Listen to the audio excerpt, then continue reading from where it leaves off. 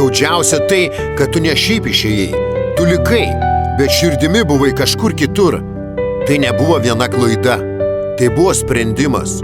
Sprendimas meluoti man į akis, kai aš žiūrėjau į tave su meile. Neištikimybė. Tai ne tik kūno išdavystė. Tai išdavystė pažadų, pasitikėjimo, bendros tylos vakare, bendrų planų. Kai dalinaisi savimi su kitu, aš vis dar tikėjau mumis.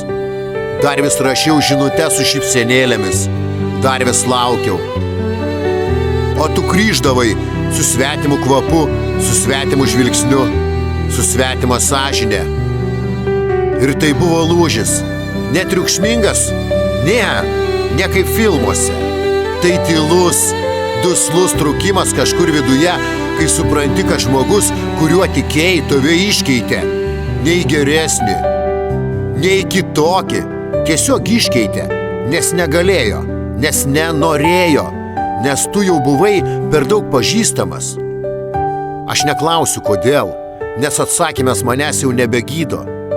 Aš neklausiu, ką padariau blogai, nes dabar suprantu, išduotas ne dėl to, kad tu bloga, o dėl to, kad jai ir jam trūksta vertės savyje. Tu išėjai dar būdama čia. Ir aš tai jaučiu kiekvieną kartą, kai mūsų akys susitinka. Bet žinai ką? Aš išgyvensiu, o tavo melas amžinai skambės tau pačiai kiekvieną kartą, kai bandysi mylėti iš naujo. Real Dreams.